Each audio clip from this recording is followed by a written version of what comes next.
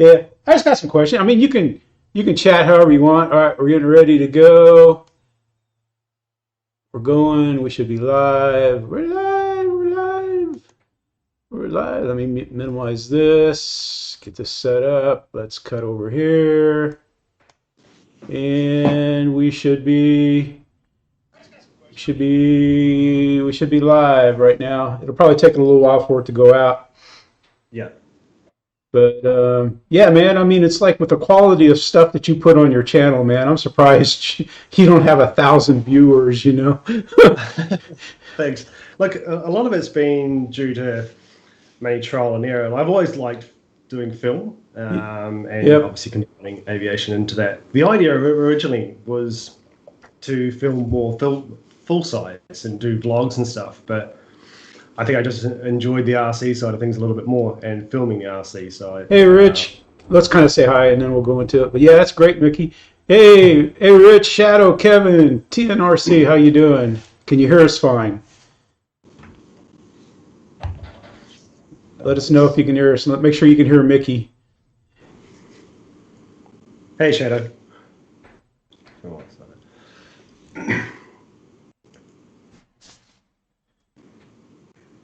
Should be able to hear you. Unless I got to do something with this other stuff.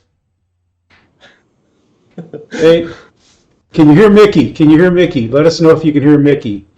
Hey, JCB, and I do like The Simpsons, Shadow.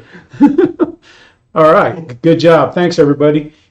Yeah, I just figured I mean, Mickey's been bugging me for months to come. No, I'm just kidding, man. I sent him a Facebook chat, what, about 15 minutes ago, 18 minutes ago, Mickey? Yeah. But, Yeah. Right in the middle of some work emails. So over here, it's coming on 9 o'clock in the morning. So yep. It's Friday. So work day started.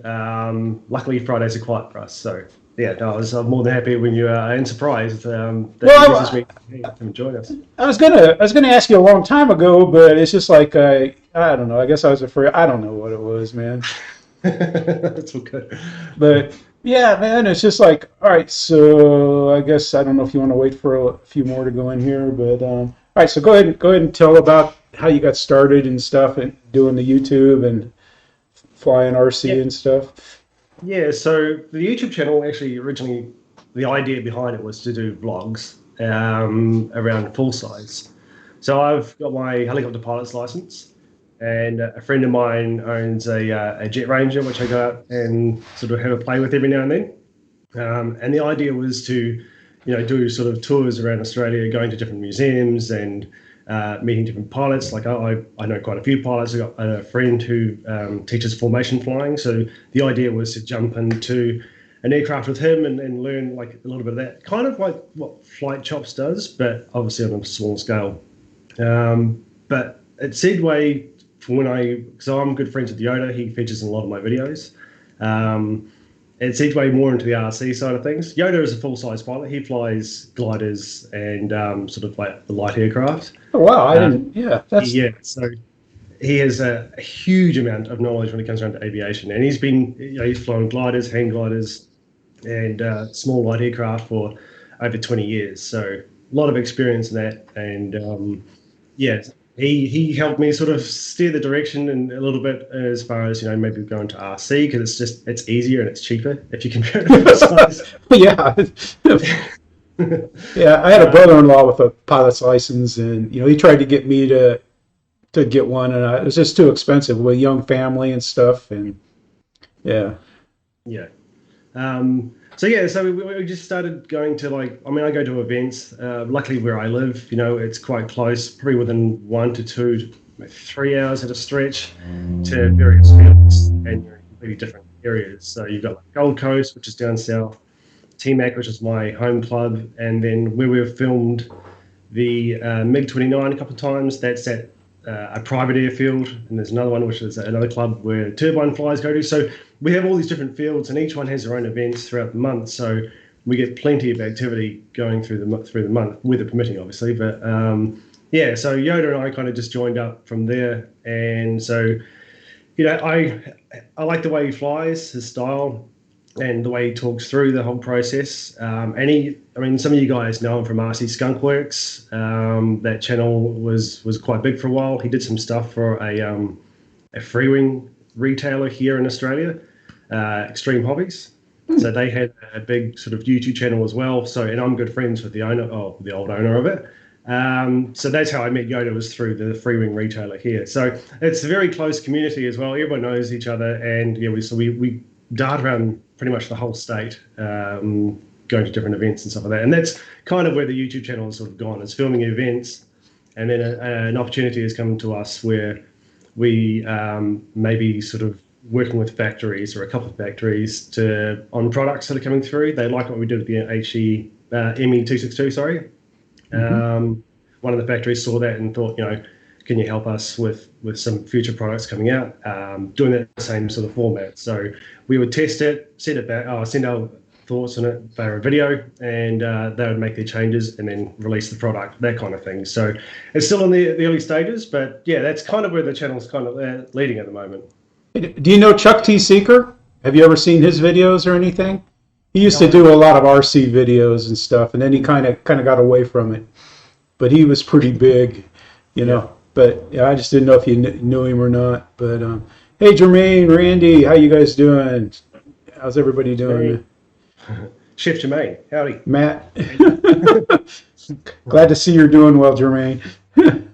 But yeah, that's pretty good. And then Yoda, do you ever fly in your videos anymore? Or is it, I mean, it seems like it's been a while since I've seen one of your videos where you're actually flying the plane.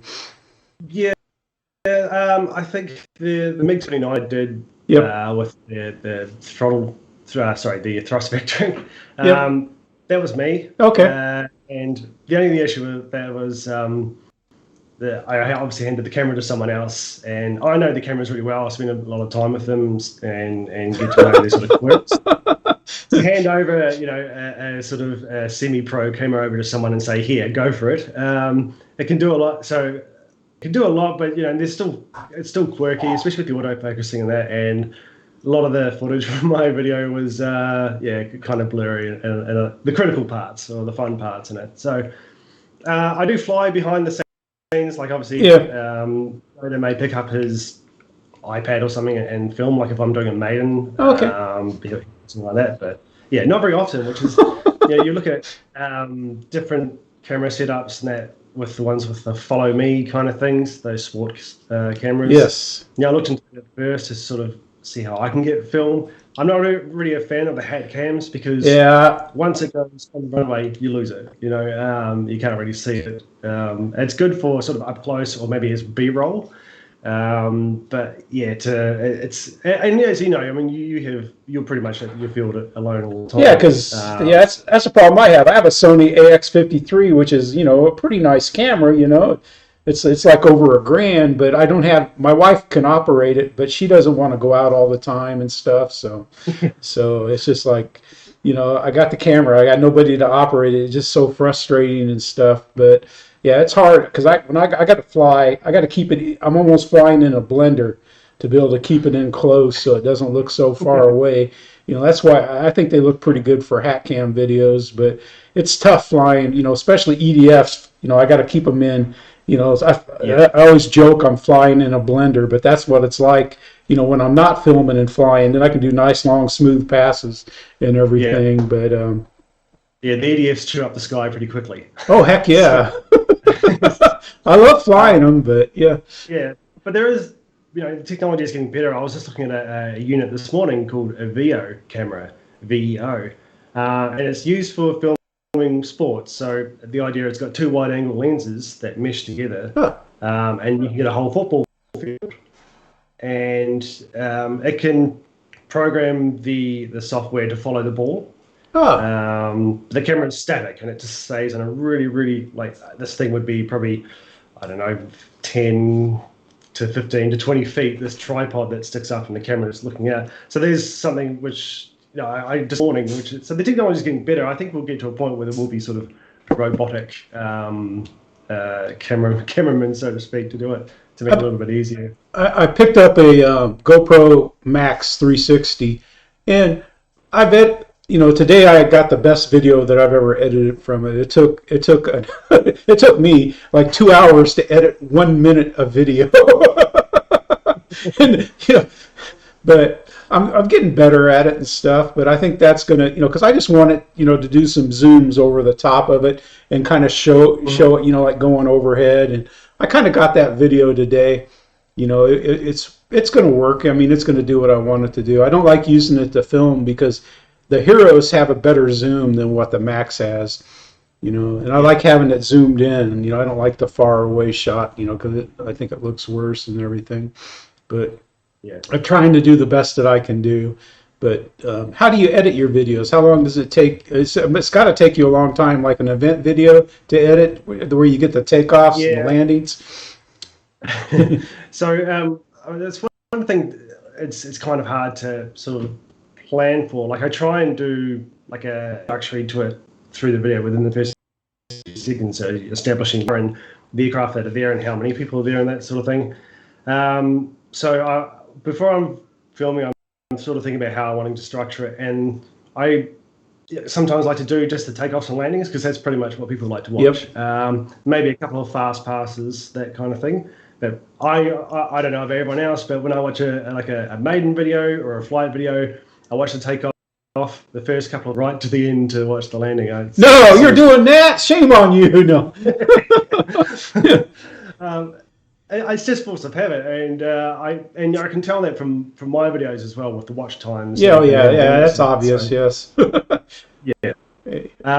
So I use Premiere Pro to edit. Oh, okay. And depending on how much footage, usually from an event, I have maybe 2 hours worth of footage to go through. Wow. And obviously, because I'm the only one filming it, I know sort of the secrets of where it's going to be, and I try and cut that down to. And originally, my videos were quite long, and I had to cut it down. So I sort of aim for around about 7 minutes. That sort of seems to be the peak of which people will watch. Brian, that Brian guy, he has like 3-hour videos and stuff that people watch. But I mean, with his subscribership, it obviously caters to a market. True. Yeah. But it's just, I just don't want to. I mean, you would know from your videos how long it takes to upload into YouTube. So all my videos are 4K. So yeah. See, I'm doing 1080 by 60 when I upload it and stuff. Yep.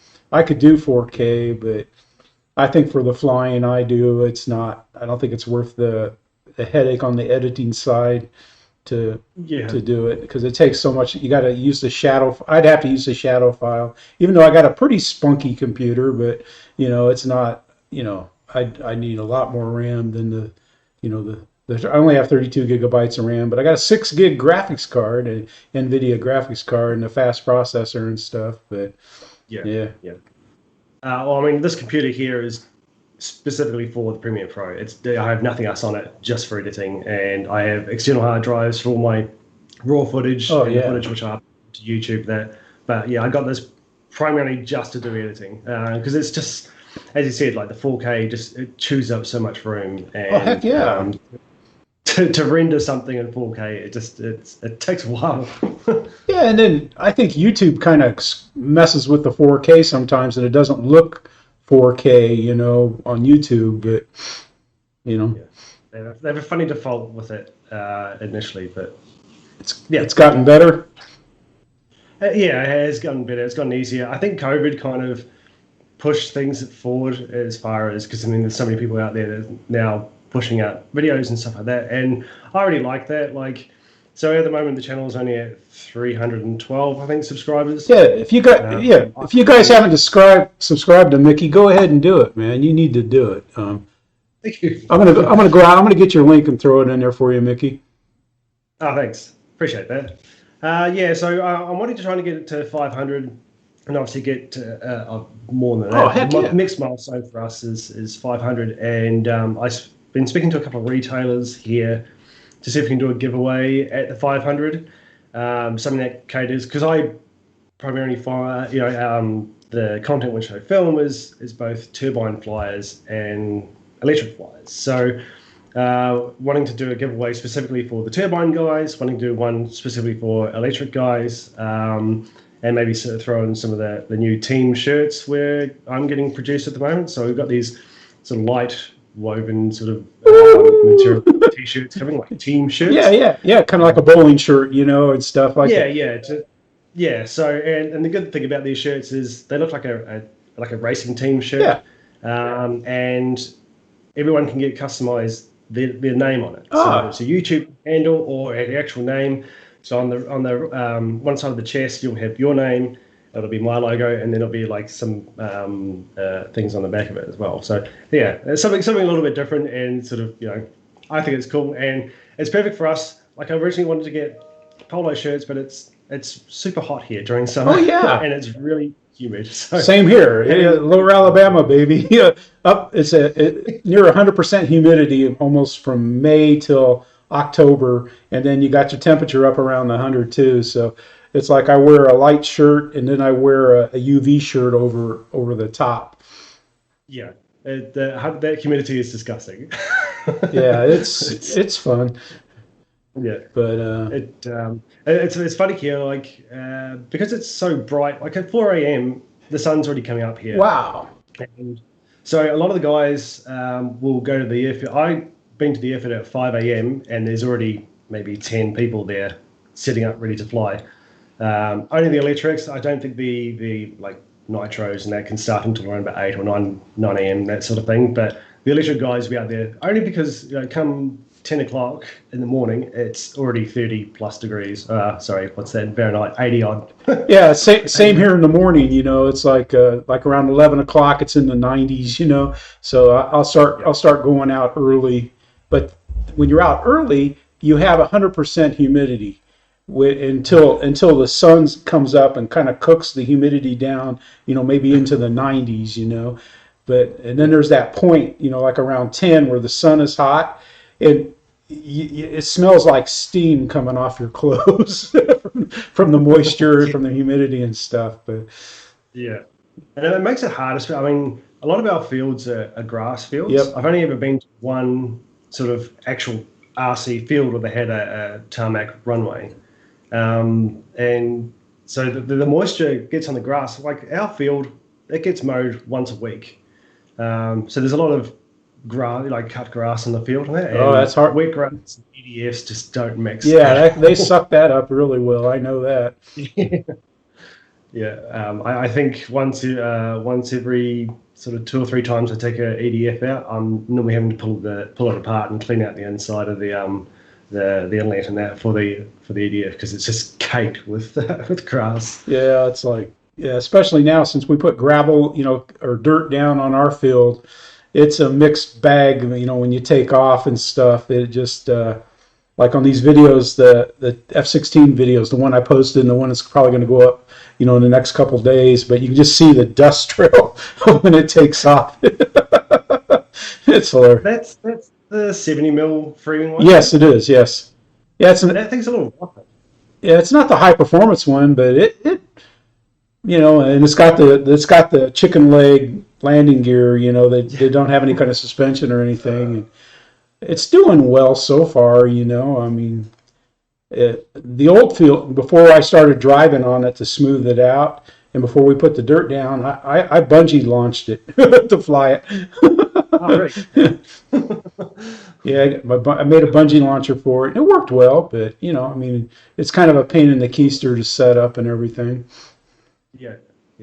And do you prefer the EDFs or the prop planes or gliders or what? I like stall planes, and stall is what I like doing the most. But I like EDFs too. I would have a bunch, but it's like I kind of when I first got into the hobby, like once you master flying, you buy every single plane you've ever as an aviation fan. There was a lot of planes I liked. So I mean, I probably had close to 30 some planes at one time. And then my buddy said, hey, Jeff, you buy a plane, you fly it, maybe, fly it a few times. You never really master the plane that you have. You need to master your planes before you buy new ones, and that kind of got me thinking. And, then once, I'm sure you realize it too, that similar planes have similar flight characteristics. So, I mean, if you can have 8 EDFs and they all fly similarly, what's the point, Yeah, it's fairly true, and I think it's probably in the back of the manufacturer's mind to sort of keep not everything the same, but sort of similar, so that way people will sort of jump into the next one easy enough. Well, yeah.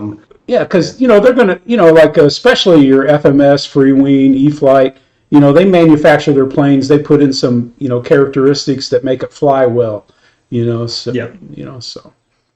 Yeah, it's in their best interest to do it, obviously, and it's in our interest as well. There's nothing worse than having a plane which you just totally don't expect what it's doing or performing like, which I've had from hand-me-downs, which is always a fun experience to try and maiden something that's been handed down to you.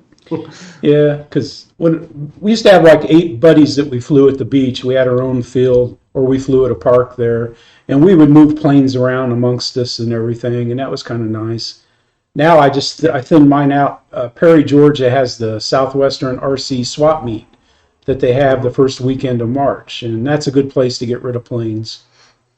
So Okay, that's cool. so I'll thin them out there and stuff, but yeah. Do you normally find with those swap meets that they're pretty good prices for the items? Well, you have 2 types of prices. You have somebody that prices something to sell, and then you have outrageous prices on things that I think what I think they're doing is they're telling their wives, like, okay, I'll try to sell some planes at Perry this year. And they go to Perry and they price them ridiculously close to new prices, and nobody will buy them, and they're perfectly happy loading them up and taking them home. But they can at least tell their wife that they tried to sell some planes. That's a good strategy, I reckon. Especially the ones you want to keep. Wow. So that happens once a year in March, did you say? Yes. It's a big swap meet. Yeah, that's about 3 hours from my house here. Right. Because usually at the big events, they'll have like a little area specific for people to sell their stuff. And yeah, you're perfectly right. There's 2 kinds of prices. There's the price to sell, and there's a ridiculous price. You're thinking it's not even new. Why are you pricing it almost new, sort of thing? Yeah. But you do get to find some interesting items though, like things that. Okay, I used to be a big fan of like petrol aircraft, mainly because a lot of my friends at my local club all fly petrol aircraft, and coming across. I don't know whether anyone remember ESM. They've been shut down for quite some time. They make big sort of balsa composite planes, like composite, I think 5-glass bodies, but the wings are all balsa. Big planes, and there was a 109 there, which you can't find these things anywhere unless someone sort of gives them up. So I always like to sort of have a little peek down to see what people are trying to sell and see what's available. Yeah, I like going to the flight meets and everything. But yeah, it's just like I'm going to Florida or next May to Pilot Ryan fly in, and that should be fun. That's a nice field down there that they have. Yeah. Hey, Deuces. And Tygo, hello. Yeah. I'm sort of watching the chat, guys. Yeah. Go ahead and talk to the chat, Mickey. Yeah, I'm sure. My eyes keep... Go ahead. Hey, yeah, because I'm sure it won't be too long, man, when you'll be having your own live streams and stuff too, probably. There was one thing. So we've been toying with Yoda and I is doing maybe like just one a month kind of thing, just when we're maybe at a field, if he's like test flying something, or we'll put say, look, which of these aircraft do you want to see live, kind of thing, or chat about. Maybe if we're at the full-size field, chat about his glider, his full-size glider. All these sort of things have sort of come up in the past, and obviously recently now that we've done a few of the sort of event videos. But yeah, it's trying to time it all, and I personally don't have all the content to do stuff weekly that you yourself and the other streamers do throughout the week that isn't already covered. So I don't want to sort of, making history repeat. Yeah. And like I said, I would struggle to find things to come up with to say, look, we're going to talk about this today, or this week. So I think maybe one a month, and just have Yoda there so people can ask questions, especially on full size or even RC stuff. Like I said, he's over 20 years experience in the hobby, and he's just really switched on. He's been to see the factories, Freewing, FMS, Oh Dynam. wow. He's been to the Beijing model show. Yeah, so our friend who used to own or used to be the retailer here for Freewing and FMS for a little while, had a pretty solid relationship with Freewing. Obviously, Motion has their relationship with Freewing, but Freewing obviously caters to other countries as well. So, yeah, the guys a few times went over to China and met up with the various teams from the different factories. I think Yoda assisted with some of the things on the A10, I think, the 80mm, twin 80mm A10. I remember him sending me videos of it. It wasn't even painted, but him flying out just near Freewing's factory, him flying the A10 and the MiG-21. And the Skyhawk was sort of being produced around about that time as well, but it was very hush-hush. So it was very interesting to see like the process and how it all works. And, they, at the time, I don't know whether it's like this now, but they have, where they do all their design, it's just this massive room and it's got all these plastic models. This is how they sort of go through and figure out which model they're going to do next. They'll have all these plastic models. They get an idea of the scaling of it from there, and then basically work it up from that. Obviously, there'll be meetings about what they're going to be producing and what's sort of good for the market, but just a very interesting process on how Freewing and FMS and all that sort of come up. And Freewing at this time they hadn't gone to I think it was pre-Motion RC had gone on to them, and so Freewing were just a smallish company then, fairly unknown. And yeah, my friend, he used to, he can speak Chinese, so he got on really well with the factories and stuff like that. And he used to go there all the time. And then obviously, Freewing just grew. Their EDF brand had just blown up. And then FMS sort of came in soon after. But things like the Dynam factory isn't a big factory, as in there's not a lot of staff there. It wasn't back then. It probably has changed now.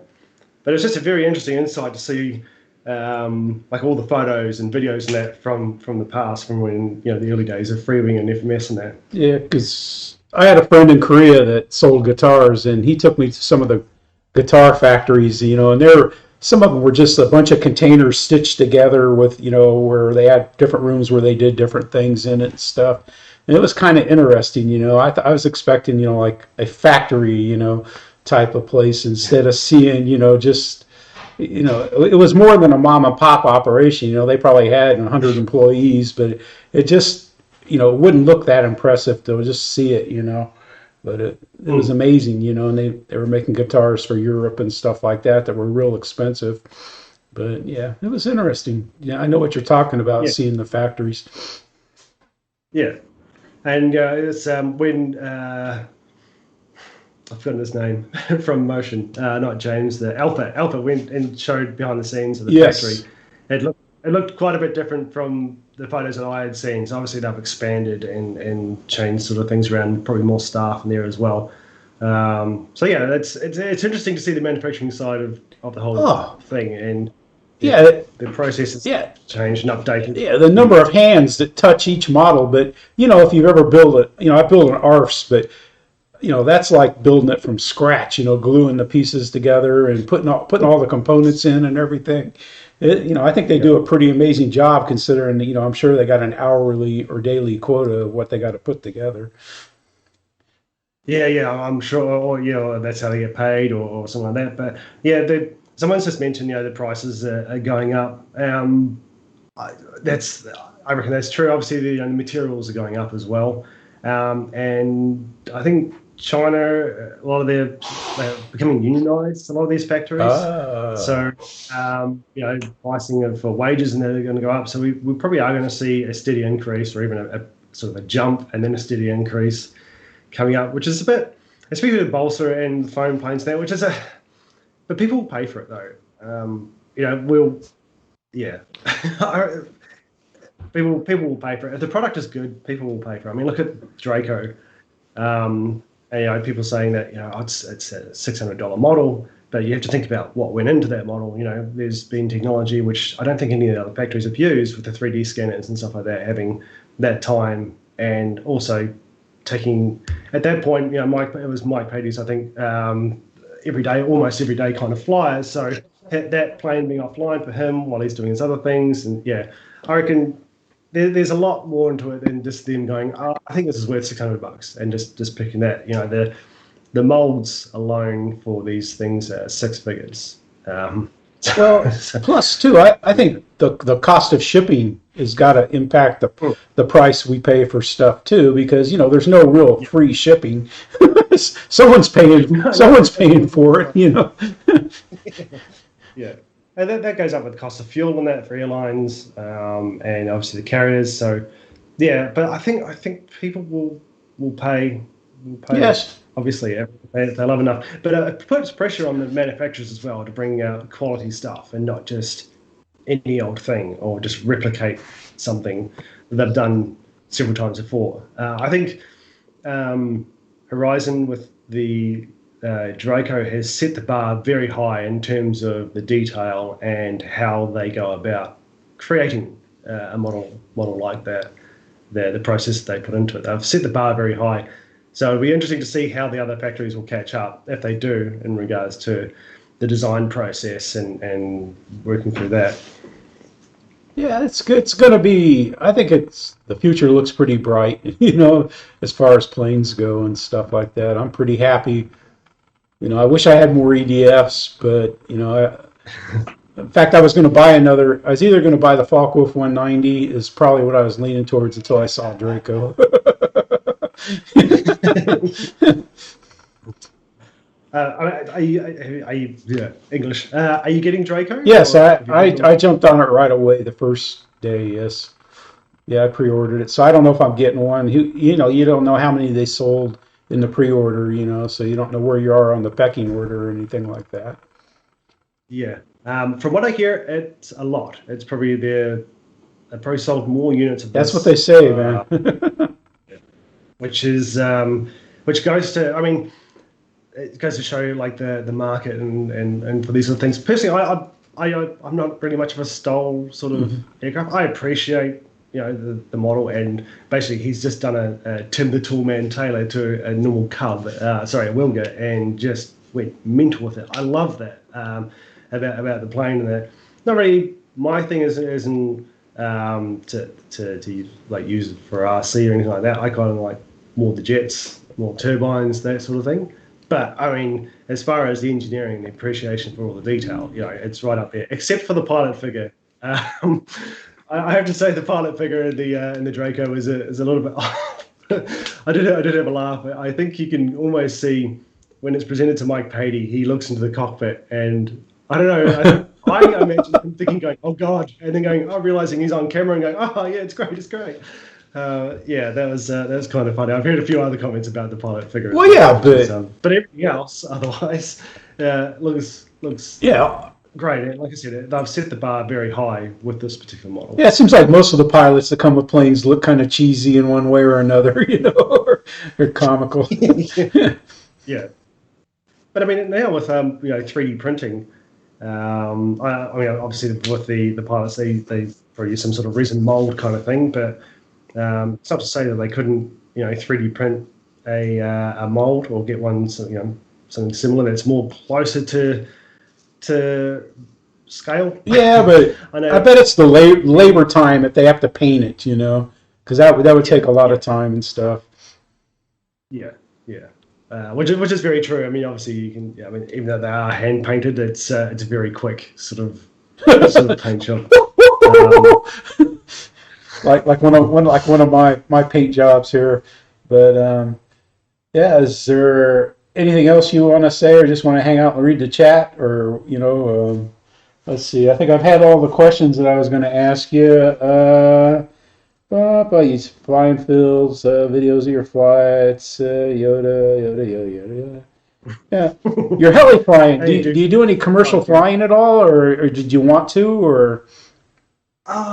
So when I got my license, the problem, and they don't, the schools don't really tell you this. Well, they kind of do, but they just want your money.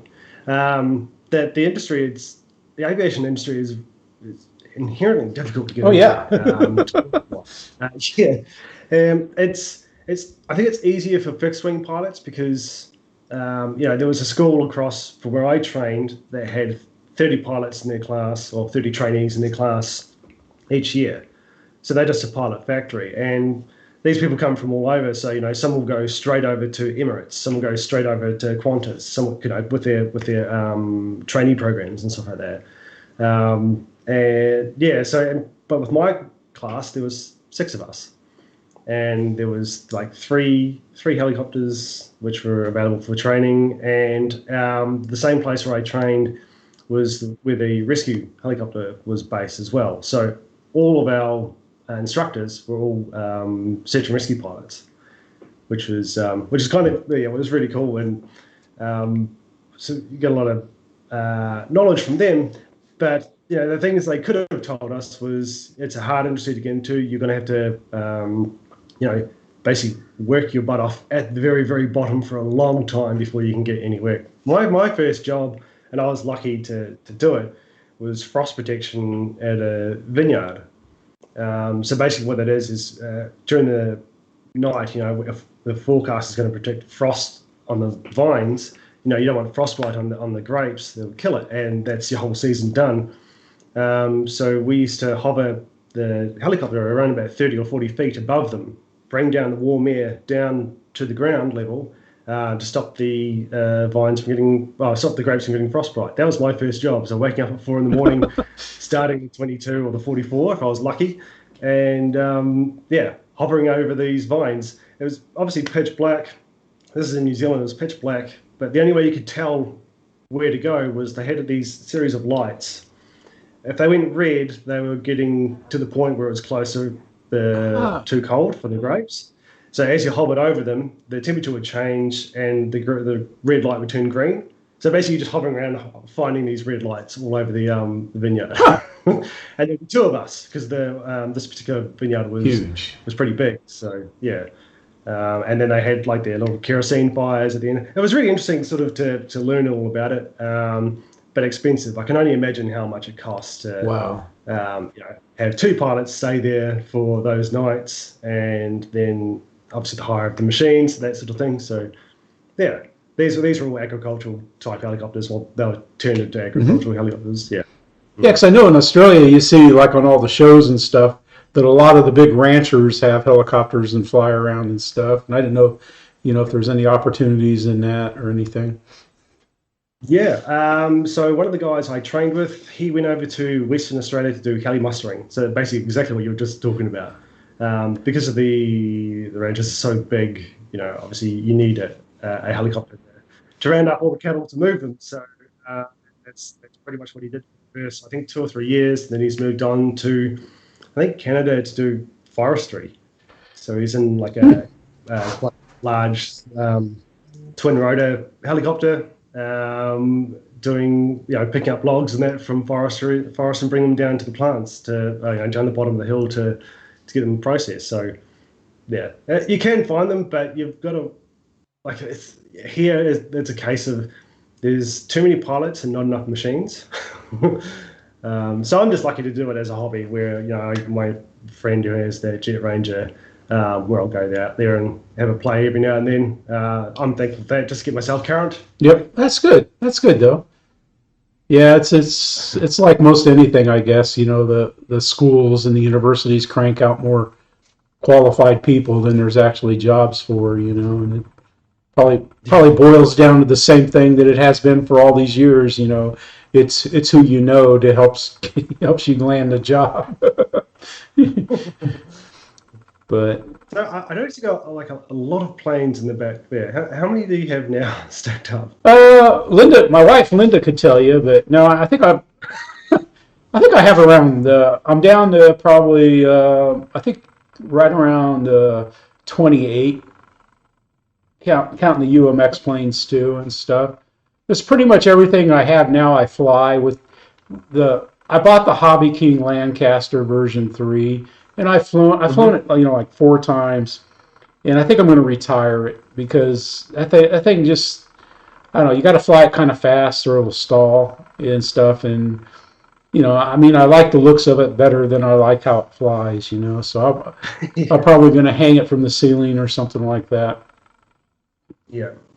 Is it fairly light? Yeah, because that's one thing I not that I hate, but it's a pet peeve is having these, these bombers and stuff like that, even their DC-3. I found you had to fly really fast, and it ruins the whole scale Yeah. effect. You Um, should be able to drop flaps and come in like sort of wallowing in, I but bought no, the it lays there. Dynam DC, DC 47 or yeah C47 DC3 about Yeah. 9 years ago, and it flies nice. It's a real light, like all Dynam planes. It's a real light, and it flies slow. Mhm. But I mean, it's the landing gears kind of doesn't really work well. I haven't tried it on the field since we got the dirt down, and I've been driving on it. But I've been going to take it Yeah. out.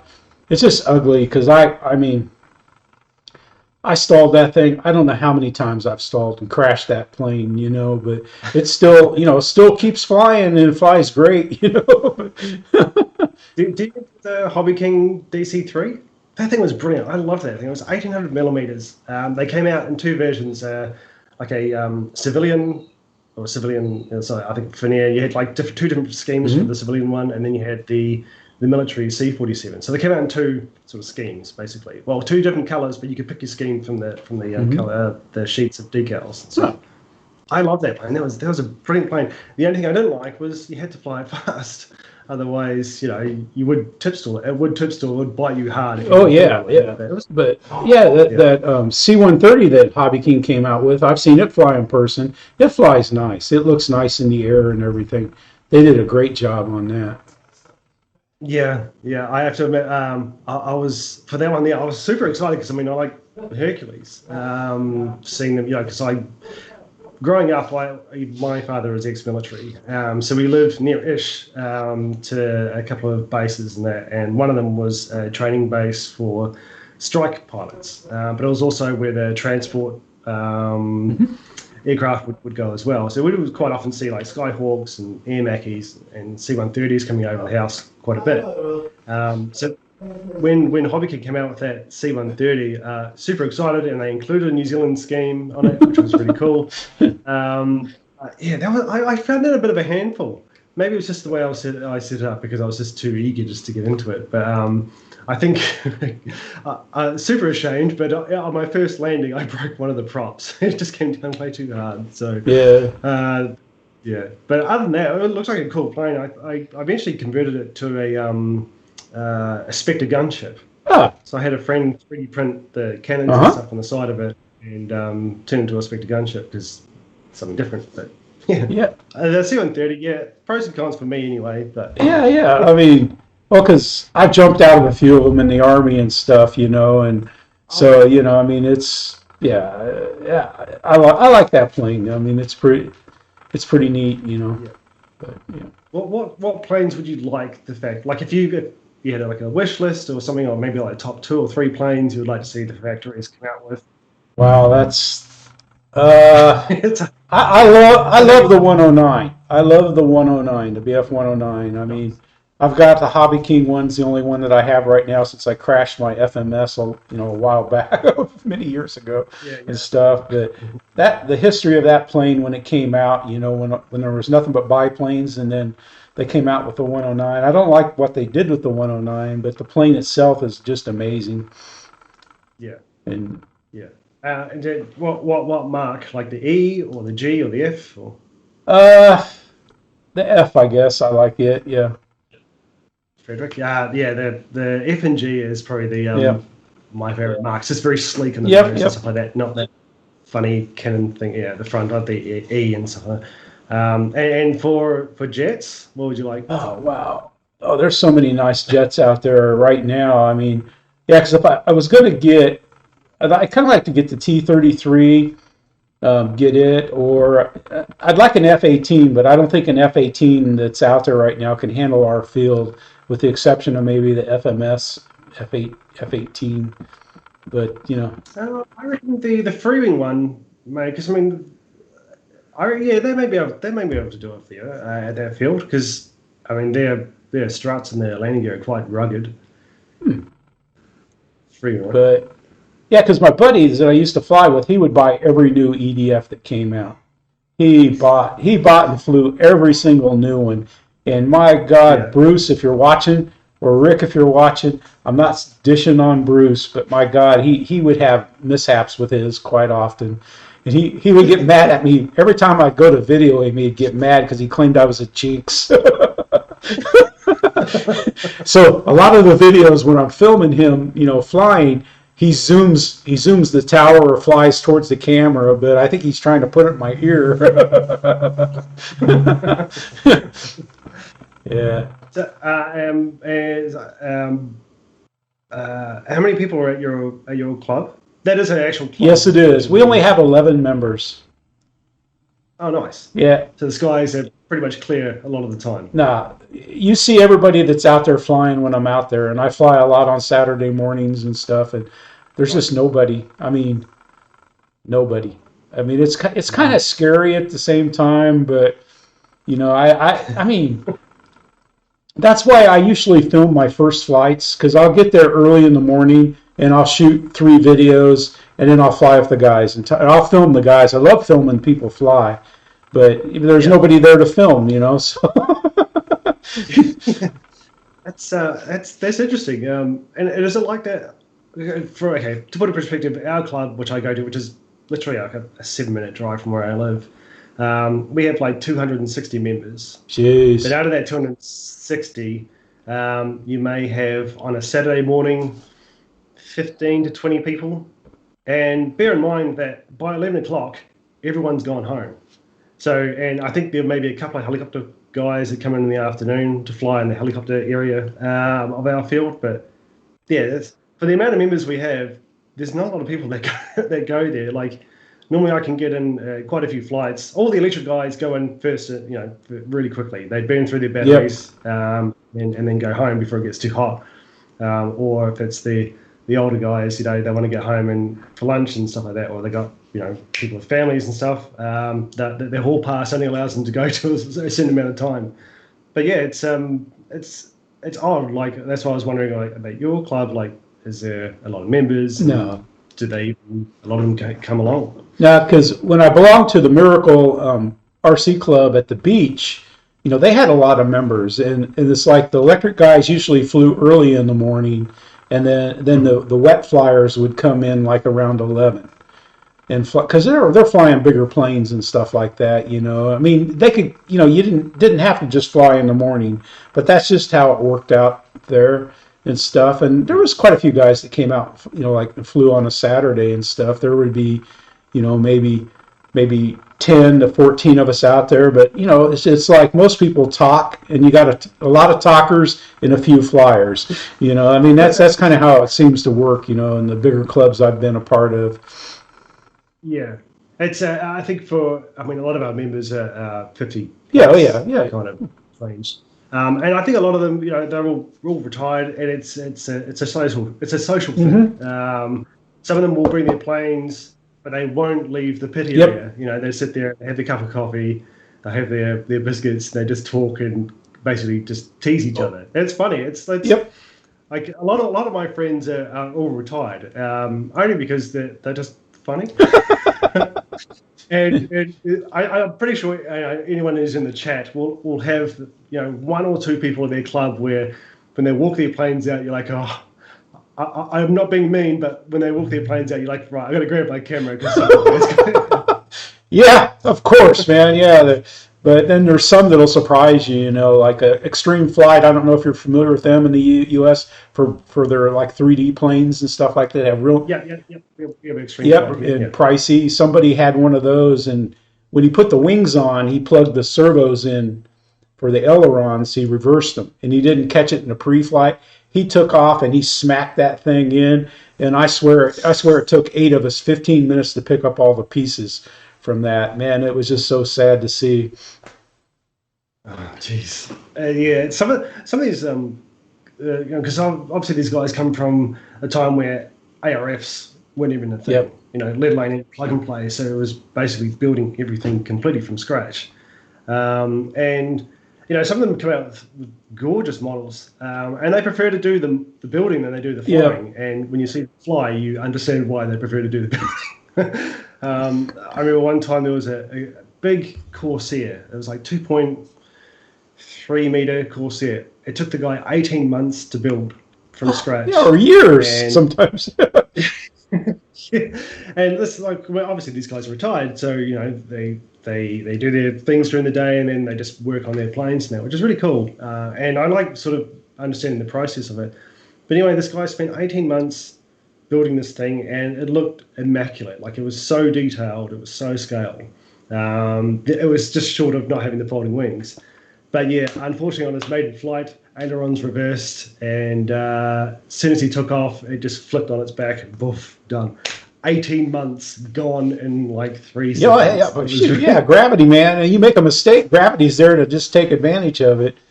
Yeah. Hey, Wild Bill. I'm sorry. I was going to say. Oh, you're right. Oh, wow. Hey, Wild Bill. I was going to say hi to a few people. Hey, LJ, how's it going? Roland, Jermaine again, Pilot Jerry, Wild Bill. How you guys doing? Yeah. Just having a good chat here with Mickey, man. Make sure you guys sub to him if you can, man. This guy Mickey puts out, you guys know that. He puts out such great videos, man. He should have 1,000 subs, you know. But no, I appreciate it. And you know, I like what you do as well, like with your channel and the flight videos. Now, I'm really enjoying the F-16. My friend has one, and I've flown it a couple of times, and it's just fun because it's kind of carefree. Yeah, it's one of those. Yeah. It's a light airframe that flies well. You know, I mean like sometimes if I don't go, 3/4, I don't fly it as fast as it can go. I come down. I'll have 40% left on the battery. Other flights, when I fly it fast, I'll come down and have 14%. But it scoots. It's a nice. I mean, I think they had it on sale. I think I paid $219 for it. And I don't know how many flights I've had it for, 6 years, and I fly it. I fly it a lot. I used to fly it more when my older videos, we flew at an Army stage field where they had 5 1,500-foot runways, that are like 50 feet wide and a big tarmac between the center. I mean, it was a beautiful place to fly, but we lost that when the DoD went against. They were worried about the DJI or some kind of suspected software in the programming for the video GPS units and stuff like that. And they were worried about that, so they nixnayed, RC flying. But some places are still flying bases, they're allowing people to fly, but not here. It's still no. And our club doesn't care now. They got that field out there, and the big wet planes love that field. So is that like a farmland or where you fly? There's like six houses around that open field. And the runway has kind of like an easement on it. It's a real airplane runway that we fly off of. Oh, wow. And then we're leasing that acreage where you see all those poles.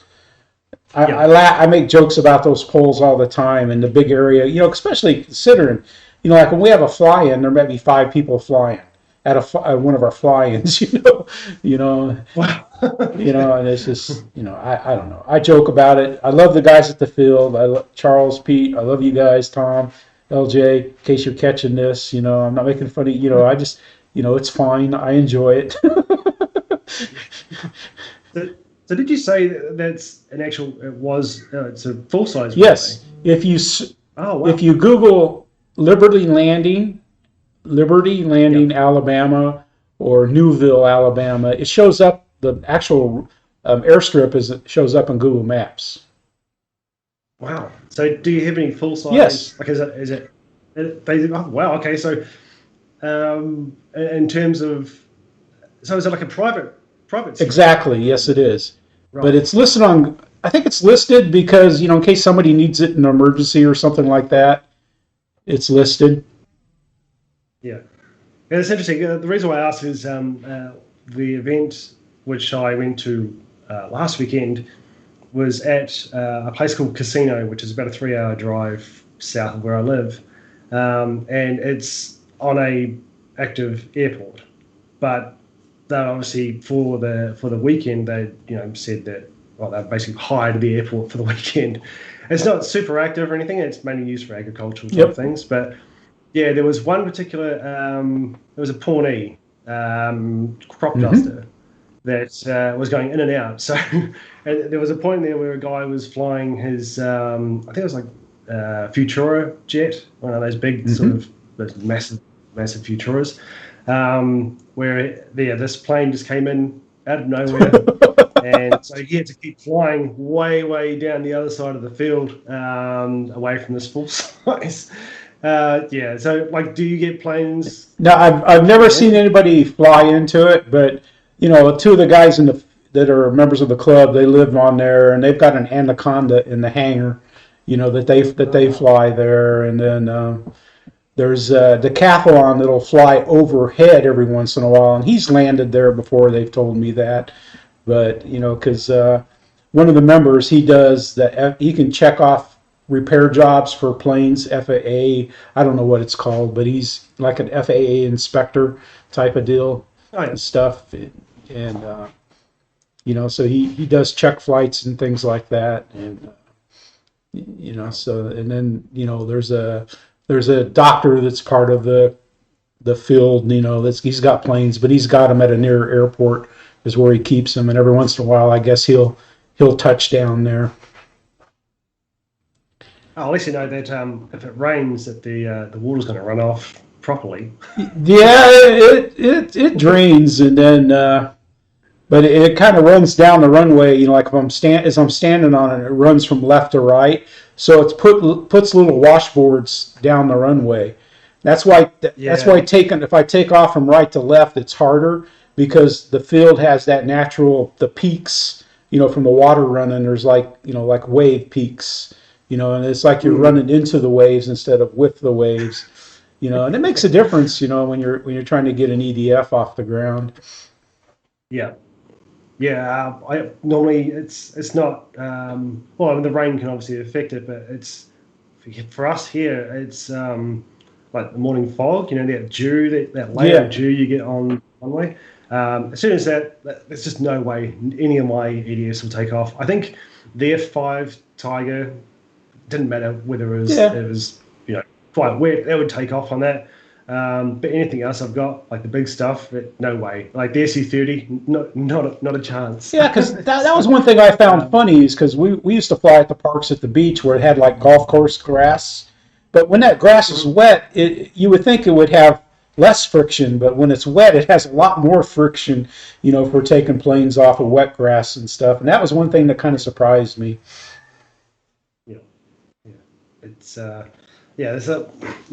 always take a jet with me, but I don't know, just during summer we always get this dew on the ground in the morning, so it's a pain. Winter is actually best for us. Same here, except for it's windy, but it's because coming up here, man, it's going to be hot, and I guarantee there will be no breeze. There's no breeze when it's 100 out. It'll be, and the gnats are just. They're just, you can see it in my videos now. You're starting to see a lot of stuff flying around in front of the camera. But man, when them gnats come, man, they try to get in your eyes and stuff like that, fly up your nose and in your ear, and you're sitting there trying to fly, and you're going like, that's like, you'll hear me say, cut me, Mickey, cut me, Mickey, It's because the gnats are getting into my stuff, man.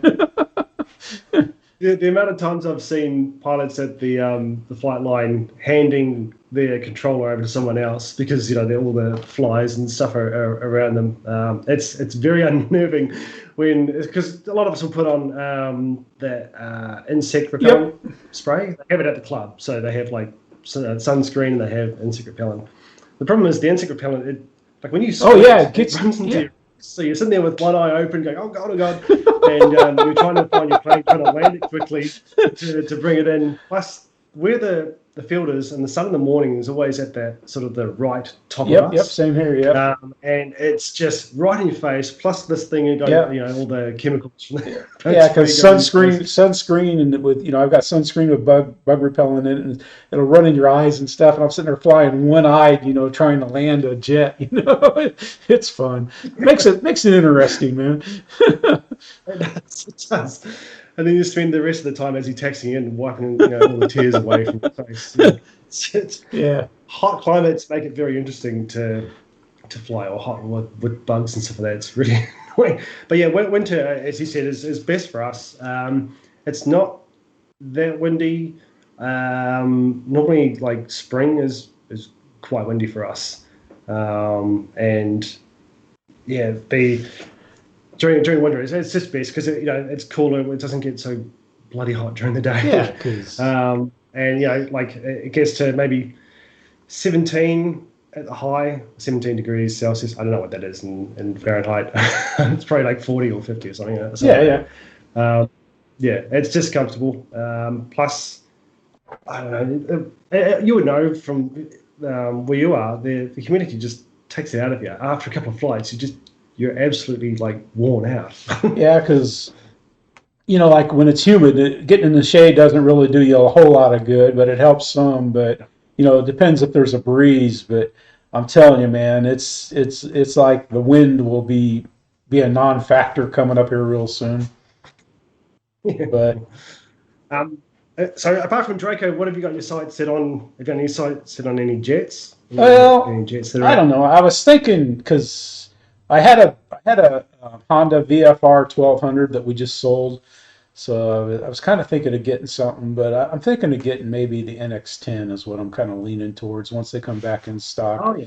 But because I like Hall effect gimbals, I love my Radio Master TX16S. I just love how that feels to fly, and I either got to get good at programming it, or else I'm going to have to get get the NX10. But it's just like I've got the time. I should just sit down and learn it, because once you learn OpenTX, it's not that bad to use and everything. But yeah. And honestly, it goes way over my head. Which is, I like the idea of just plugging a battery in and going. I prefer. Yeah, I mean, it's a very interesting because I know that Jetty radio, I think it's a similar sort of thing. I think because Yoda flies Jetty because 80% of his aircraft are all turbines, and this is just what our turbine flyers here fly. They all fly Jetty. Yep. I think you can see one or two that fly Futaba. And I don't think it's anything specifically against Spectrum. I just think they just like the way the Jetty radio is set of up. course.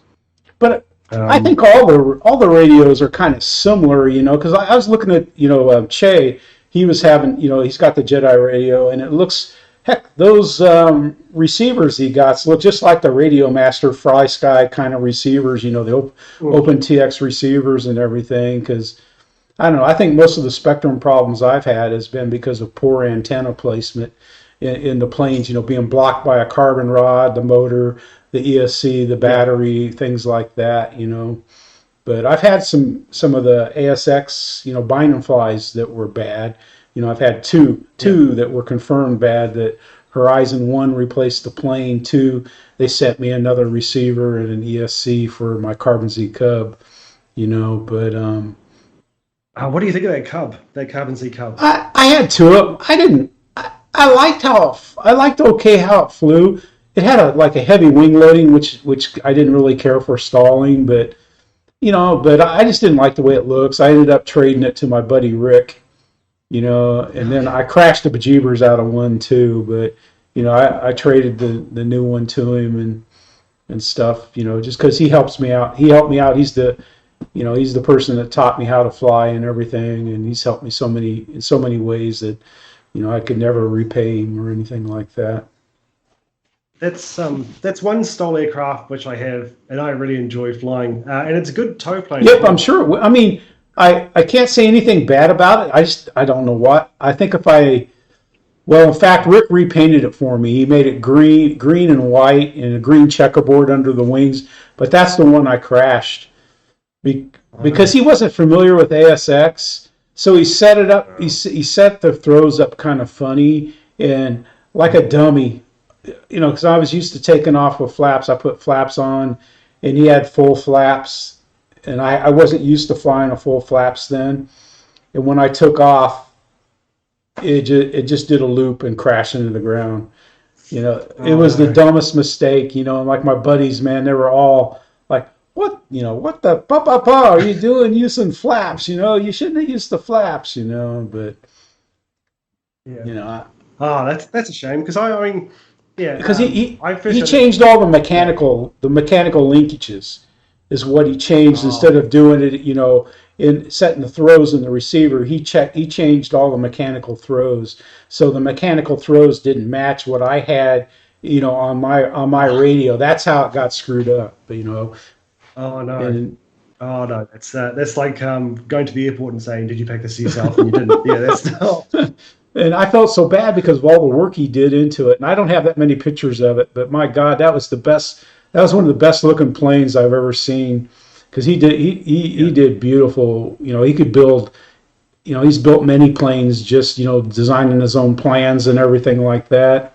Or his father used to build planes and stuff. They had an airport they managed, and some Okay. experimental aircraft that he built and stuff. And he would make models of those dad's planes. Oh It's wow. pretty impressive. He Yeah. checks the live streams, but he waits until after they're posted because he's kind of hard of hearing. So he has to use the closed captions. So Rick, hey buddy, we'll see you soon. Cool. No, I think that covers. I have a lot of fun with it. Oh Like yeah, one thing I like to do is just to do is shorter takeoff and get as high as I can in within like 10 seconds. That's pretty much a little game that me and a couple of the yep. guys that have the same sort of plane play with, Uh, and doing circuits around the field without using aileron, just using yep. rudder, but using ailerons to keep it Yep. level because it can Yeah, do it. yeah, that'll just Beautiful. turn nice and flat. Like I said, I mean, Yeah, I can't say anything bad about it. It's just, I just didn't, wasn't your thing. yeah, it's just, yeah. And, Yeah. I even had, I changed the tires over to something that was better than the hockey puck, I call them Flintstone tires that came, they're hard as rock tires and stuff. But, Yeah. it's just, yeah, because I've got the Flex Cessna 170, and I love that thing. I love how that Mm. thing flies, man. That thing just flies great. And Yeah. then I have my other big plane is the Sig Cadet Senior Sport. And it's big. It's like 79-inch wingspan. Balsa plane that's light. Is that one like 42, 46 glow motors? Is that what you would No, use for it? I have it's electric. I fly off 6L. I can fly that thing for like 12 minutes easy. Because I know that here similar sort of, I think it's a similar sort of shape to that Sig Cadet you're talking about, but they have a particular aircraft here which you use 46 glow nitro engines and they do pylon racing with them. So there's six of these things Wow. screaming in our field doing pylon races. The worst thing is that it's only one particular brand that everyone Yep. buys, so therefore they all look the Yep. same. Yep. I'm sure it's So when you get in, but it's pretty serious because even the pilots they'll have a pilot and an spotter. Yep. observer with them, and they've got helmets and stuff on, so it's pretty serious. Well, yeah, Uh, I've never seen a official pylon race. I mean, we've done it, at our field, but not, it was just three of us messing around. But yeah, oh my God, them things are flying fast and low and stuff. So I'm sure, you got to all safety. yeah, all these 46 glow motors just it sounds just horrendous noise. I mean, everyone knows what a 46 Yep. sounds like when you wind it up. But then you got yeah. So the next time I have it, I'll film it because it's. I mean, they look ridiculous with the helmets on because you just don't normally Yeah, see yeah, people yeah. walking out the with the helmets on. But when all these things take off, and like I said, they're typically all the same color, and they all have the same color scheme. So you know that they're going to crash because you'll lose your one within the first couple of corners on this thing. So they just set up two poles at each end of the field, Yep. and they just do like a racehorse sort of race course type circuit Hmm. around it. flying it low, and basically, I think they come in how many laps they do. Probably enough just to as soon as you run out of fuel, bring it in. Maybe I don't know, I'm not too sure. Yeah. But it's very interesting to watch. Yeah, it's like helmets. Yeah, I'm sure the FAA will say, yeah, you guys got to wear helmets when you fly and stuff. But no, I don't know. I mean, yeah, our field though, it's an AMA field out there too, so we're all set. We're all set for all the crap that's coming and stuff. And but So I noticed at your field as well. You're quite close to the runway. Like I don't know what it is. Maybe it's a US thing, but I noticed that a lot of their flight lines are a long way from the runway. yeah, It seems like. yeah, because yeah, ours, yeah, we do have. There's the black and white poles. You're supposed to stay even with those. And the only reason why I don't know if you notice in some of my videos, you see a pole laying on the ground, because that's right where I stand, and like that pole just bugs the heck out of me, man. I feel like someone's walking up on me. I don't know if it's PSD or what. I feel like someone's coming up on me when I see it out of the corner of my eye. So I lay it down, and plus, I got a thing with Tuco. I say, let's go get the pole, and he runs out there to the pole. Usually he pees on it, and we lay it down, and then the last thing, before he gets in the car, is I'll say, let's go get the pole, and he'll run out there to the pole, and so I can put it up and put it away and stuff. But Yeah. you know, Like I don't know whether Victor is in here, but his field, I think I would struggle to land. Oh, yeah. It looks like the run so far I know what away you're. from Yeah, the I know exactly what you're talking about. I'm like, are you kidding me? I mean, it's like, good grief. Yeah.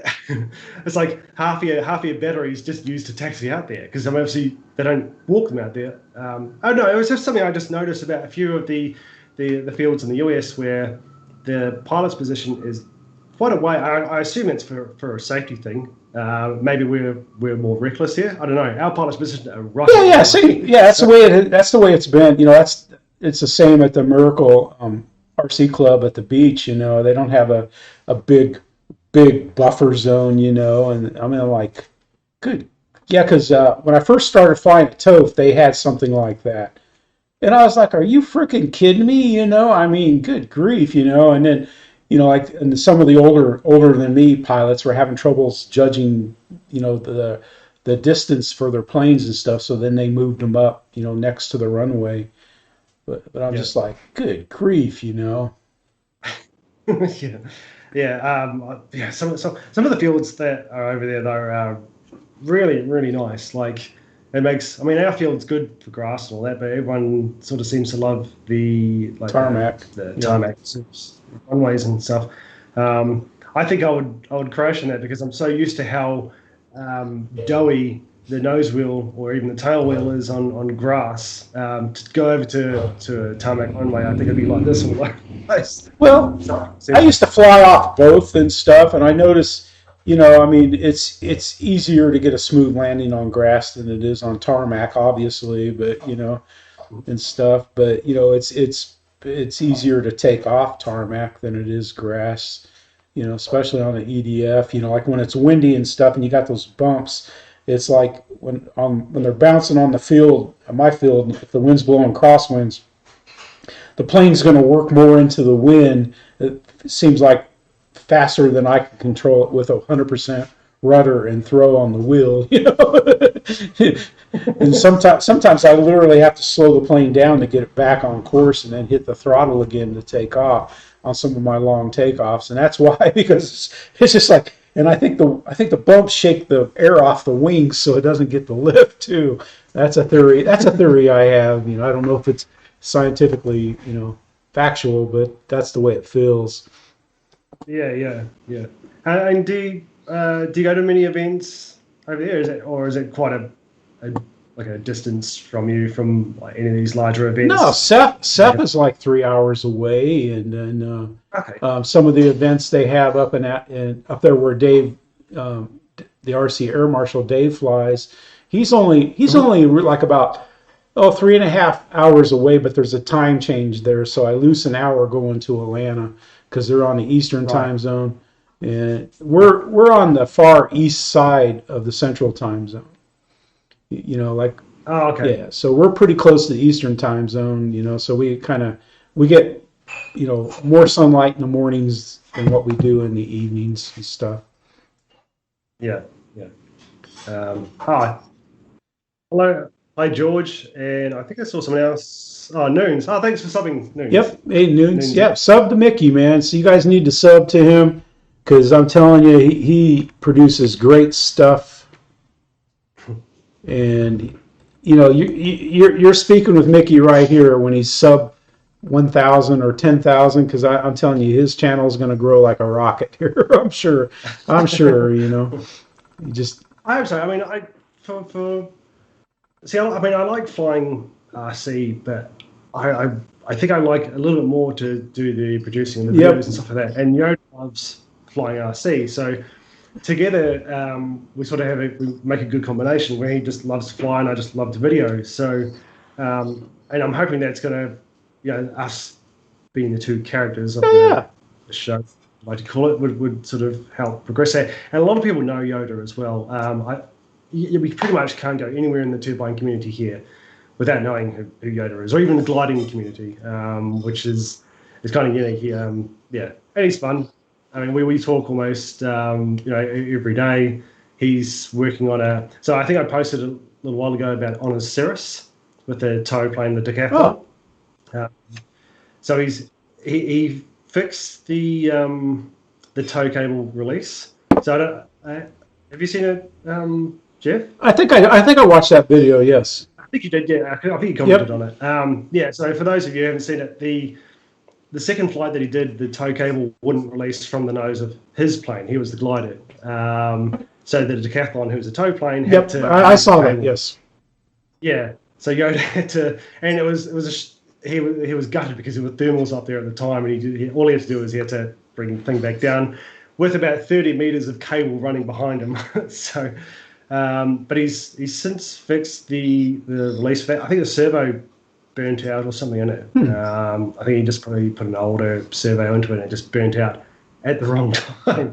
So he's taking it up this weekend. The guy who owns that decathlon, he's just finished I think it's a BVM or maybe it's a Skymaster F-16. So I may roll out there and get a couple more bids on that.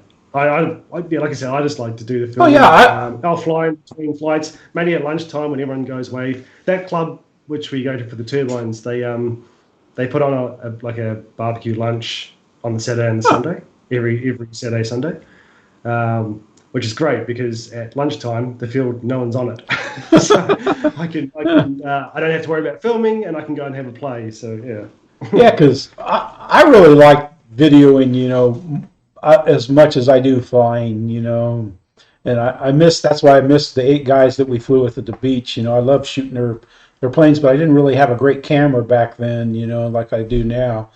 But, it's just like everybody's moved and we lost the field and, some people have quit flying and stuff. So, I mean, you just got to take advantage of what you have today. So take advantage of getting to film Yoda and everybody else at the events that you go to, Mickey. It's great, I think.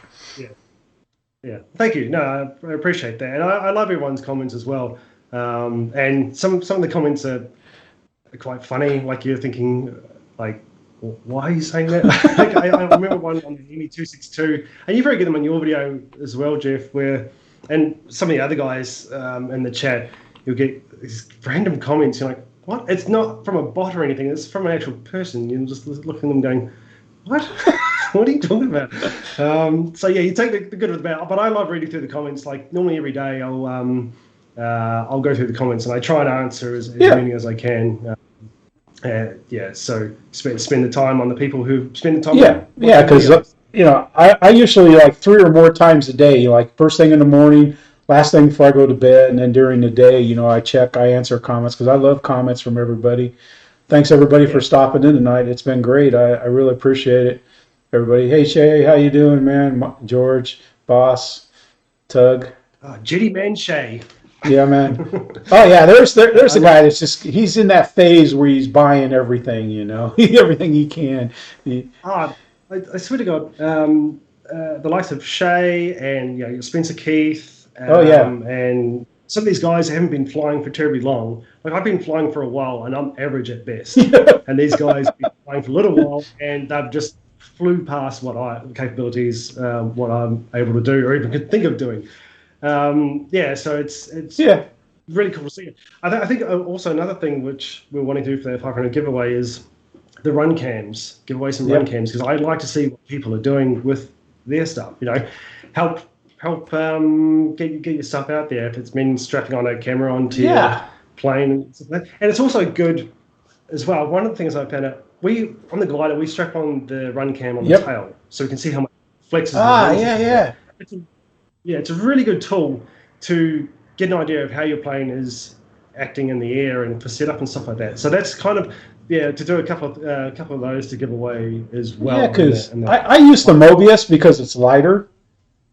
And I love putting them on I love flying gliders too. I love soaring in thermals, but they don't make lousy videos, unless, but, shoot, man, I used to sit out in front of my garage with that UMX Radian, and I could go right out at the end of the driveway and catch a thermal, man, and just spin it up there and sit out there for 40 minutes, soaring around. Yeah. No, Yoda got me into gliding, and he flies a big Hangar 9 6.3 meter glider. That's nice. The Hangar 9 Ash 31. That thing's cool. But he's also got a, I think it's ASW 15, which he's given to me, which I was blown away when he offered it to me. So I think this one's 4 meters. Wow. And I like gliding. The only problem is I get like starry eyes at the sky at this tiny little dot doing circles as if so it's not the limitation of the plane that I have to bring it down. It's the limitation of this squishy thing here where I have to bring it down because my eyes get this funny vision on it from staring up at the sky for so long. Oh, man. It's like sometimes, man, when I catch a big thermal and it just keeps going up, it's like I got to come down like at a pretty good angle at full throttle just to get it out of that thermal, and then I go try to catch another thermal and stuff, man. I just love of course, I like sailing. I used to sail a lot of sailboats and stuff. So I like the mundane things of, trimming and setting and, and tweaking, always tweaking settings and stuff like that. So, gliders fall right into that niche. Same as my RC sailboat. I mean, I can get the same, I'm always making micro adjustments on it, to get the most that I can out of it. And I enjoy doing that too, so. Yeah. But I just like to, as far as YouTube go, I mean, I hardly ever watch TV. Yep, same here. Most of my time, and I'm pretty sure it's the same for all the guys in the chats as well. Like 90% of our entertainment comes from YouTube, and I'll go through all the channels and that. Obviously, the notifications. When you subscribe, you get that certain page where you can go through and see what people post. And I'll spend like a 2-hour session just rolling through different videos and stuff like that. So I think giving the 500 subscriber giveaway, giving cameras so people can do more film just from a different perspective and stuff like that would be great, because that's, I have a passion for the whole video side of things, and want to share that out so other people can do the same sort of thing as well, because it's a huge part of my entertainment. And like I said, it's probably for 80% of us in this chat and yourself, Jeff, it's probably the most entertainment you get, other if you're not watching TV or anything like that. Well, I like when I first started, I made videos mainly for myself, and I had my mother. She used to watch my videos every once in a while, and a couple friends, and that was it. But I enjoyed the videos because if I crashed, I could kind of see where I screwed up, and I never really started asking people to join until Christmas, because I was thinking like, well, are you gonna try to grow a YouTube channel or not, because, and I'm kind of, blown away, I don't have a lot of subs, but I have good subs, I enjoy everybody that subs to the channel, and I'm growing, it's not at a great growth rate. And I realize I'm limited by not having that camera person to use my $1,200 worth of video equipment that I have, but I always try to do the best that I can do. No, I think, and that's exactly right. A lot of filmmakers or content creators will say, the best camera is the one you have with you. Yep. So I started off, this channel with my iPhone, and that Yep. was like my first video that I ever did was just on my iPhone. I think the second one was as well, and it was only when I started to get more into it where I started to, upgrade cameras and the amount of cameras which I use and the amount of equipment that I use and stuff like that. And it'll always continue to grow. Like, so as this channel grows, and it's one thing Yoda and I have talked about, we don't want to do it for the money, we do it for the love of the hobby. Yeah. He Same loves here. Yeah. RC, and I love the film producing it. And, anything that we do get out of the channel will be invested straight back into it, whether it's more camera equipment or whether it's a plane, whether it's a plane to put together and do a giveaway with, or something like that. It's something we've always wanted, and to keep it honest, that's something we've always wanted to do. There are so many reviewers and stuff out there, and we've tried doing the review thing. I think we're going to continue doing it depending on what happens with this factory. But I have to say, it's not the most fun thing to do. Like to film an unboxing and a build and stuff like that. I've got ideas on how to make it more interesting now that I've done it once, but I much prefer interacting with people and filming at events and stuff like that. That's where the fun is for me. Yeah, because my feeling on unboxing videos, I hate them.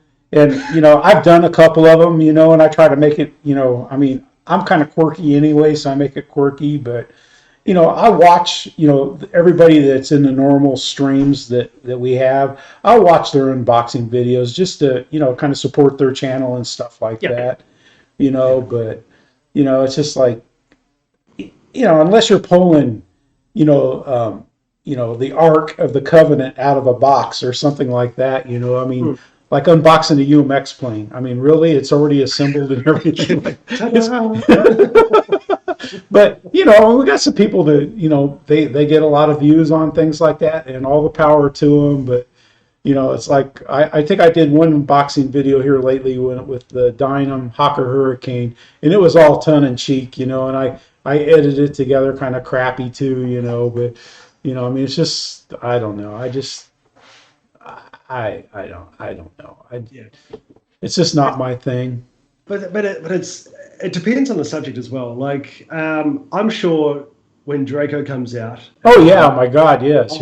I think I may have to switch off from social media for doing a social media blackout for at least a month, because I'm sure my whole Facebook feed will be Draco, and same with the YouTube channel, the YouTube itself is Draco. I may have to make up a whole new sort of profile for YouTube. Just like I said, I like the concept of Draco. It's not my particular thing, and I wasn't, even though I don't want to get it for the sake of getting it because it's new. Like, I'd rather have someone else the opportunity that they really wanted to. So I didn't jump in on that, but it's started to happen already with a little bit, and I think it's funny. Like, I like to like. Hey, Mafia. I think in one of the Horizon Hobby posts, they were posting a picture of Draco. I said that I'd pre-ordered one, and that I've got calligraphics to do with some USSR decals for it, just to wind people up, and it worked to a couple of people. But otherwise, it's going to be interesting when that Draco comes out. How many unboxing videos we're going to see? How many flight videos, maintenance, crashes, everything. Is the Wilga a USSR plane, or where'd the Wilga originate from? I forget. It's not USSR, but I know the scale police have just wound them up. I think the Deuces the other day. Yeah. He's too, and I'm super psyched for him for his maiden this weekend. But I said to him, "Hey, can you just dry fit the afterburners on that 262? Take a photo of it and post it on the forums just to see what people say, just to wind them up." I kind of find it funny. Yeah, or people talking about putting burners in the A10s, Yeah. I reckon that's funny. Like, it's, but it's interesting. It's interesting too. Like, when people come up, especially when people do custom schemes and stuff like that. I remember seeing one guy. He does some really bizarre schemes. Like, it's like he just went blind into a spray paint cabinet grab whatever colours, use these to paint them. And, good on them for having a go. But the negative comments from it, it's like, come on, guys. It's a talk. It's a play. You don't need to be so serious with it. Like, it's interesting. Like, you're not going to lose that thing at all. Yeah, because I've always added color to my planes, and every plane I've got, I've added something to it. It might not be all that noticeable, but I've got like 36 different rattle cans that I choose from, and I add my own little touch to it. Do you get into sort of the customization at all with your one, other than just like a bit of paint to sort of distinguish? Do you get onto like more in depth? No, not really. I mean, I've had an apprentice that was in the old Hojo paint scheme, and I've had to do some repair parts for it because I bought or traded a Hojo apprentice that looked just like the old Hojo planes and stuff, and I had to do some work on it. I mean, I enjoy doing it, but I like like on my T28s, the red and white ones, I like putting blue stripes on them. Yeah, nice. Yeah. And I'll change the spinner color, the landing gear color, or something on. I do a little touch to most of the planes that I have. Yeah, which is good. I mean, like it's good, especially if someone else has the same plane and you're flying at the same time. Like, it's just more. I can say like my Flex Extra 300, mine's better because it has the purple landing gear and wheel skirts, or my Mamba 10 is better because it has the green and white stripes on the landing gear and the wheel pants. Just different. I don't know. It's just something that I do. Yeah. I'll say hello to Roach and Mafia. Yep. Do the old GB. Yep. Sorry, guys. I'm not going to. Yeah, you won't see GB. GB never stops in on my live stream or anything like that.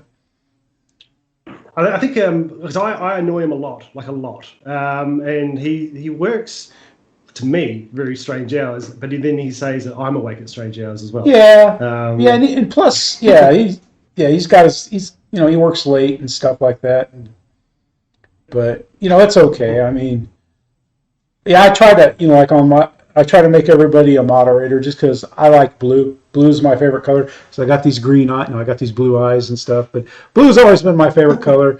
And because a moderator in a live stream can't do anything to your videos on your channel or anything like that. They're only moderators in the live stream. So it doesn't hurt to make them blue. And that's way when I see somebody new, then I can acknowledge them when they come in. That's just something that I like doing. And everybody does things different, which is fine with me. Yeah.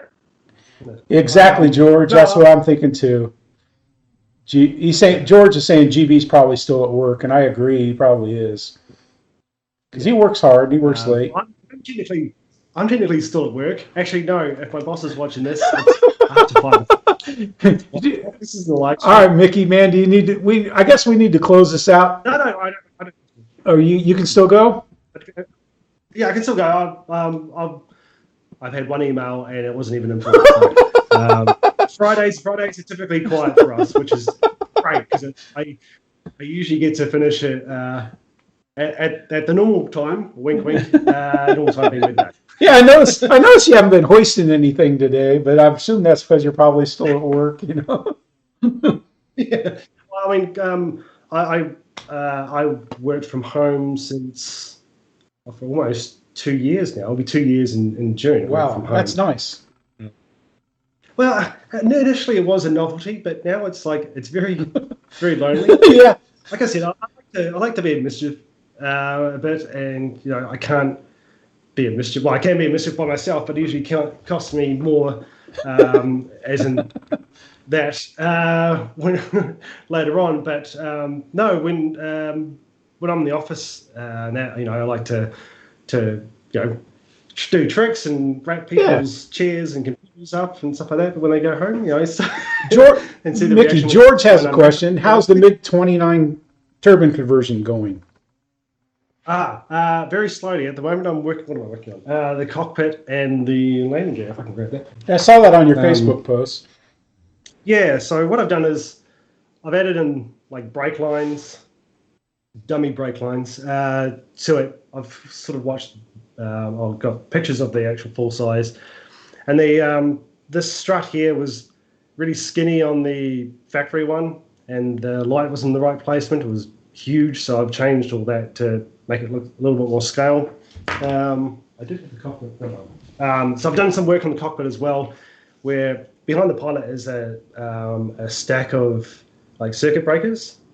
So I spent like probably about an hour cutting up like 2 mm height of toothpicks to replicate the circuit breakers and then put them on.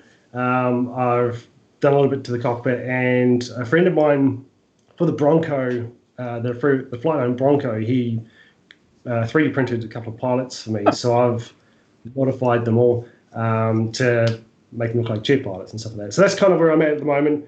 The main body is stripped of the paint, so I've got to start doing. I'll probably do the primer and the priming on that this weekend. But yeah, as far as the turbine, it's still in its box. I'm looking at it right now, and there'll be so many people going, "What the hell is it still doing in the box?" I'm still waiting on parts now, like the things like the fuel tanks and fuel hoses and fittings and stuff like that. No one had them in stock, so they're having to wait to bring them into the country, and then I'll be able to get mine. So I'm hoping within the next month I can get it all done and dusted and get a maiden under it, because we got events which I want to.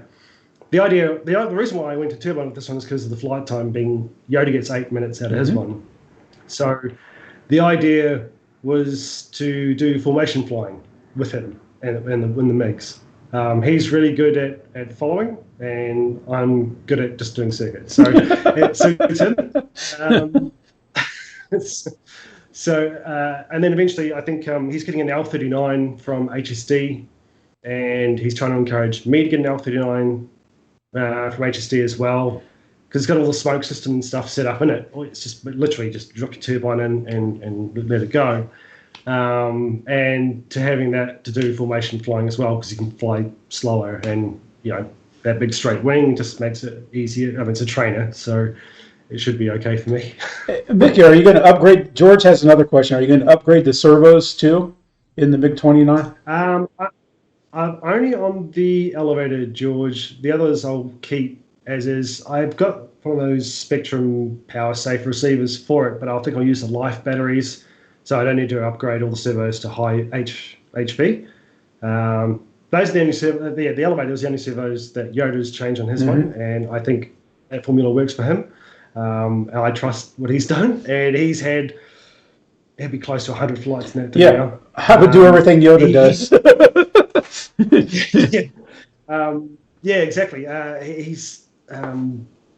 He actually prefers to fly that than his big stuff. And I think the thing behind it is, even though the plane's a turbine, and the plane itself costs $1,000, the turbine is probably like $2,500. This is Australian. I don't know what it is in the US. So all up, I think the MiG would cost you, with everything done, like plug and play, almost $4,000 Australian. But then, his Eurofighter that I've posted the video of, that orange and red one, that's like, I think it was 15,000 in that plane. Wow. And I've got another friend, the guy who owns that Decathlon. He had a SU-27, big calf SU-27, $45,000 in that. Wow. And so the mentality is, he prefers to convert foamies to turbine, because one, you get the turbine, and two, you don't have that fear factor with something like that, because you're not invested so much money into it, whereas you would have in like a calf model. That guy who flies that calf B2, he flies it really well. Oh yeah. But he only flies calf and BBM models, and I can only imagine the thoughts going through his head each time he flies of, don't mess this up. Oh my God. Because if you break something like a wing, to get Calf or Skymaster or all these other ones to send you a new one, these things are built to order. So it's really expensive. Whereas if you had something like the MiG, or even like Yoda's turning the A4 Skyhawk that I gave him into a turbine as well. But if you break a wing on that, you just order another one.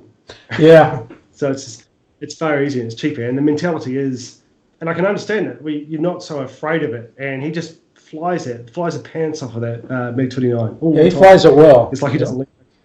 Yeah. On that B2, did the wings collapse? Did I see that? I thought I saw in the videos where like the wingtips, did they close in or not? Maybe I was seeing, maybe it was just the angle of the video, because I watched it 2 times and I could never really tell. What's this on? The B2. The B2 CAF, the wings don't collapse, do they? Close? Yeah, that's what no, they don't retract or anything. Yeah, because like a F-14 does. They don't go like an F-14. Oh yeah. Okay, yeah. It was just the angle, because I couldn't tell if it was just the angle of the churns that made it look like they were closer together, or the actual, Oh no, probably what you're seeing there is the B2 has because it doesn't have a rudder per se. It uses drag surfaces. Yeah, because I saw the. B2, I saw that. Yeah. Yeah. So that's probably what, I don't know whether that's what you're seeing in the angle.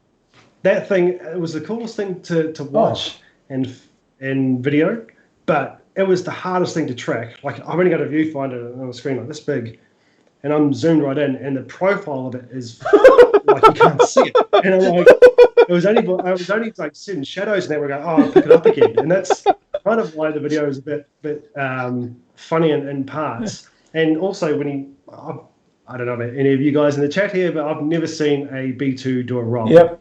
And for him, I've always seen him on the ground, so yeah.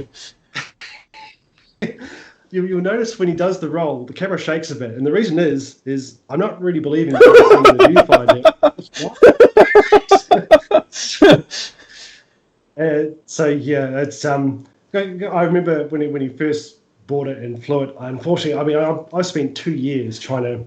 But Derek's a good friend of mine, but because I've moved cities and that because of work, it was hard to try and nail down with our schedules and that, and the conditions. Like that thing, it has to be flying in perfect conditions. Oh, yeah. To fly, yeah. You would have seen, I think, on the landing, it almost did the CAF B2 flip.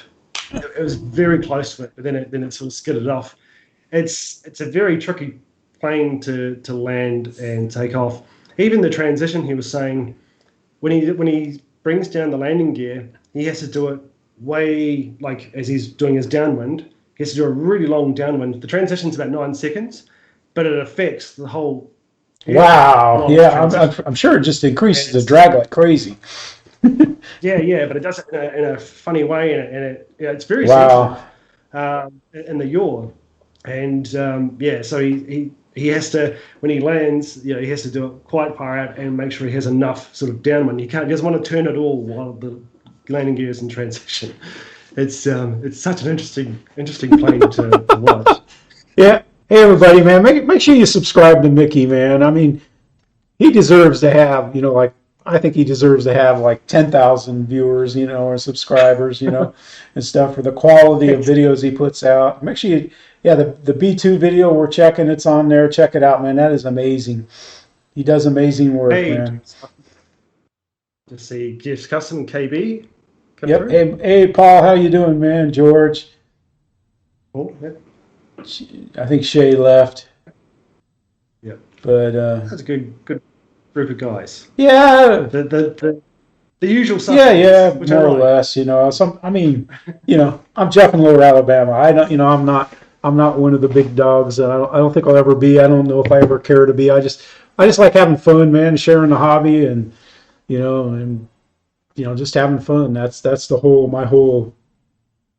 That's my mission statement. Having fun. Yeah, I like that about the smaller channels, because it's just you doing your thing. And I do appreciate the bigger channels because they get the new stuff then and there, and it's quick. Yeah. When they get it, it's quick and they do all their reviews. So there's definitely a place for it. But I like watching the smaller channels. Things with under 5,000 subscribers. Yeah. Because you just get I like looking at where they fly, what they're flying, how they fly, interacting with them. If I like the video and stuff like that. But then there's some other channels that are really funny, like Discover RC. I'd never watched it until just recently. Have you ever watched their I think I've seen some of their videos and stuff, but not a whole lot. But I mean, I don't know. I'm not so much into the big champ. Pilot Ryan. In fact, like a lot of people overlook GB. He's got the biggest channel of everybody that's part of the normal group of characters and stuff like that. And I like his videos and stuff. Him and John VHRC and stuff. I mean, but I don't like them not so much for just their channels, but they seem like genuinely good people, and that's why I kind of gravitate to is people that seem like they'd be the mates you'd be flying with at the field. Yeah, and that's what I like too. Good night, deuces. I'm just Dan. Hey, Rickham. Sorry. Yeah, that's good. That's fine. Yeah. No, I like that too. It feels like you're there with them, and it's just you're just one of the guys sitting on the field, having a chat sort of thing. But it's you get to I tend to find with those sort of things you get to find kind of unusual planes as well. Like I like unusual planes. I don't have like I've got 5 models. So for someone who flies RC or films RC, I've got a remarkably small hangar. But I'm okay with that because I fly the pants off what I've got. But I like to find really unusual aircraft. All right, man. Hey, Mickey, it's been great. Those of you that are in here now, I mean, Mickey and I, we set this up, 2 months ago? No, we set it up like literally 15 minutes before he came on. He was great to just join in and stuff. But, everybody in here has seen Mickey, MickeyBRC, and, make sure you sub to him, support him, because I'm telling you what, man, you're seeing somebody that's really going to be big in the future. And I appreciate you being here, Mickey. If you want to go ahead and give the closing, you can. You give the yell. You know the yell. No. Thanks for everybody. I mean, I've started, watching you for a while now, and you're always doing sort of fun stuff with your videos and the live streams as well. Your live streams are particularly good for my timing because it's Friday, and I know that when I get to see Jeff and Kenny, that it's so no, I appreciate you joining me on the show. Like I'm actually really humbled and chuffed that you thought of me to jump on and have a sort of casual chat and catch up with the guys. Some of the guys probably they've never seen me. I don't know who don't jump into the Zoom. So yep, this is the face of MickeyBRC. So yeah, thanks for having me. All right, Mickey, man, you go ahead and close her out, man. Give the yell, man. Give your best wrestling yell. Oh no, jeez. No, this will be immortalized on YouTube. I don't think I'll do that. I'll just be an outstanding citizen and just say to my boss that it is 5:30. I haven't had a drink yet, and hope everyone has a good week or a good Thursday. I think for everyone over there, and see everyone else in the chats with the other. All right, man. This is Jeff in Lower Alabama in the hangar, man. MickeyBRC hanging out at work there.